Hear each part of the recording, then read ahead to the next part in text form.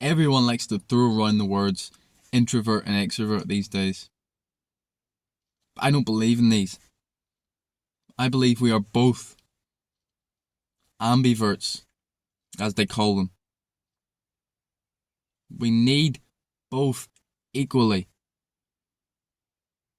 See, these are not personality traits. These are wake-up calls to the area that you need to level up in.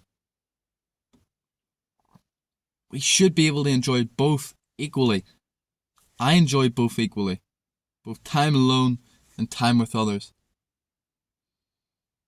Rarely do I have a preference. Why? Because I'm comfortable with both. See, for the most part, extroverts just haven't spent enough time alone. So they're uncomfortable. Introverts, they haven't spent enough time with others, so they're uncomfortable. Of course, it can run deeper. Extroverts might hate themselves, might loathe themselves, and so they want to escape from themselves. Introverts, they might be just really fucking selfish people, or they might be around the wrong people. That could very well be the case. They don't like spend time with others because they're spending it with the wrong people they don't connect to. Man, we all need connection. We all need social interaction. We're social fucking animals. We're not like cats, which are solitary creatures. Well, except lions, of course, they live in packs. Or prides, sorry. No, humans, we've always been social animals. I mean, you definitely are, you just don't realise it.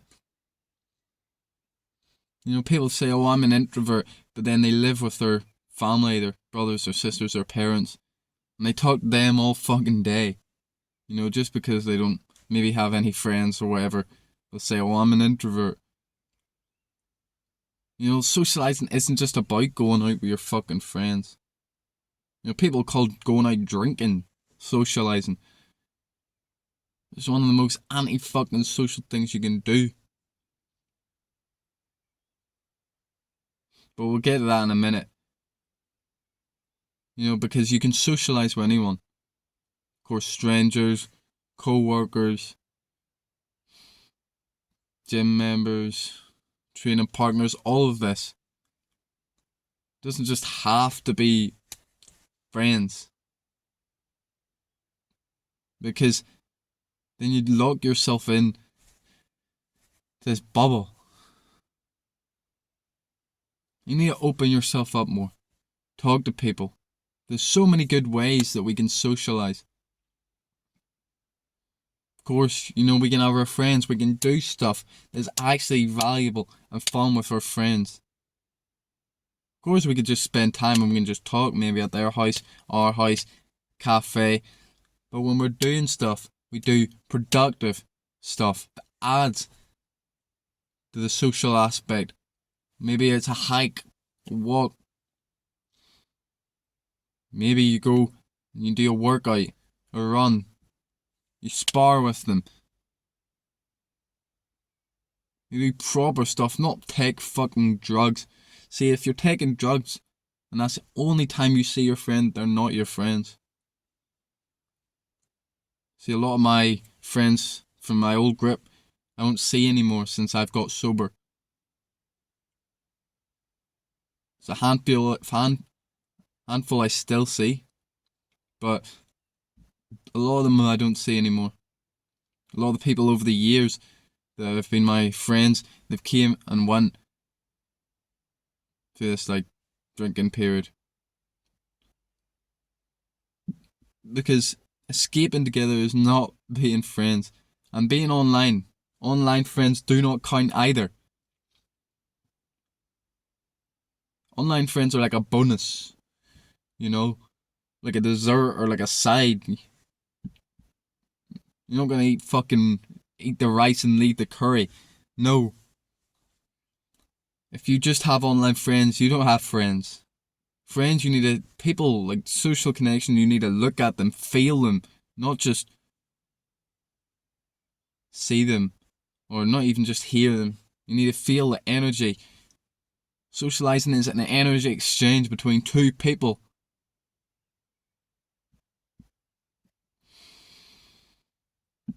Also, of course, you can go out and do stuff with your family as well. You can make one of your brothers your best friend, your sister, whatever. Your co-workers too. So getting a job. Getting a fucking job can be one of the best things to be social. If you get the right job anyway. If you've got your own business and you're doing shit on your own, fair enough. I respect that. But if you're not doing anything, if you're just unemployed, man, get a fucking job. Even if it's just a part-time job. See, the job I have right now made my confidence just 10x over the past year. I wasn't really shy before, but I was a wee bit more closed off. And in this work, everyone talks to each other. There's always good mornings, hello. Which got me to open up a bit. Now, it's a lot easier for me to talk to people, especially strangers. Which is another good point. Just say hello, simple hellos. Alright, how you doing? The strangers can go so far. Sometimes it can turn into a conversation, of course. But even not, just saying that hello, nodding your head, smiling at people, gets you in that social flow, which will help you talk to more people. You'll know the difference yourself. Yesterday I was almost closed off. I didn't get in this social flow when I went and got my hair cut. I made eye contact with a lot of people, but I didn't say hello for some reason. I just wasn't in the mood. And I felt the difference. When I was walking home, I knew I should have been being more social. Of course, finally, you join a club. It could be chess, it could be fucking boxing, martial arts, swimming, tennis. Join some kind of fucking club, acting, whatever it is. These are one of the best things for being social, because you instantly know that you have a connection to this person because it's something that they enjoy as well. Recently I started martial arts, and I think a week ago on Saturday I was at the beginner class, and then I was doing a sparring class, and mate, the sparring class was so good. It was like a complete just social gathering. Everyone talking to each other, connecting. I met a bunch of new people. It's fucking great, and of course, we were also doing something that we love, something that we enjoy. So definitely recommend joining some kind of club. Of course, we need the reverse too. We need to be alone. This is how we reflect. This is how we grow. This is how we do most of our work, especially if it's work on self. Now, of course, it seems simple. Spend time alone, then all you have to do is just spend time alone. But for the humdrum of life, full fucking people, and especially if you live with other people, it can be difficult. So get up early. I always get up early, 3:30 every day. Right now the fucking streets are empty. Everyone in my house is sleeping. About 4:30 now. It's very peaceful. A lot of time to think, to just be with myself.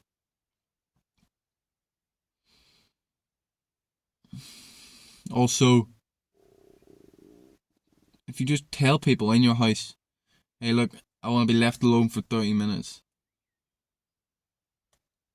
They'll more than likely they'll do it. Maybe you go outside, maybe you find this little spot that only you know, preferably in nature. You go there every day and you think, you journal. You start to find yourself. Working out alone too can be one of the best tools. Getting comfortable with yourself. Because a lot of people are afraid to work out with someone. They're afraid to go to the gym alone. They're afraid to go that run alone. Why? Because it's that same symptom. They're uncomfortable with themselves. That's how I became comfortable with myself. Going to the gym, day after day alone. Now, of course, I did go a train with a lot of people over the years. But then people, they came and went. So the majority of the time I spent alone. You learn a lot, especially if you take out the earphones and just be with your thoughts. You can grow so much during a simple fucking workout. It's crazy. You know, every major change that I've decided that I needed to take, of course I made this decision when I was on my own. Well, all except one. When I was doing drugs, of course it wasn't an instant process, but it was just one day, I was sitting in my room, just reflecting on how shit my life was, and I thought, you know what, no more, I can't do this. Same with the gym. I was going to the gym with my dad. I was in the fucking shower. I can't even fully remember why I just said to myself, I'm going 5 days a week. I'm going to start going consistently on my own. You know, everyone laughs. I know you're not. Of course you're not, because I hated the gym at the start. But by that time, it had switched, and I fell in love. The only thing really that I did with others was when I discovered I needed to stop wanking. See, when I was 17, all the way up until I was 17, from about 9 years old, I was jerking off, and I never thought anything about it. Never thought anything wrong with it. Never had one post-nut clarity. Everything was just great, and then I was smoking weed with my friends. I was walking down the street, and it was a very introspective high. Now, I'm not condoning getting high, doing drugs. 90% of the time they ruin your life. They can be good tools for some people sometimes, but this would be very occasionally. I'm talking like smoking weed like every couple of years. Recreational use, monthly use, weekly use. For most people, this will just send you down a horrible rabbit hole. As I was saying, I had this introspective high. I was walking down the street thinking about my life, and I thought, what the fuck am I doing touching myself? This is absolutely disgusting, man. I just felt pure disgust. And ever since then, when I was jerking off, I regretted it afterwards.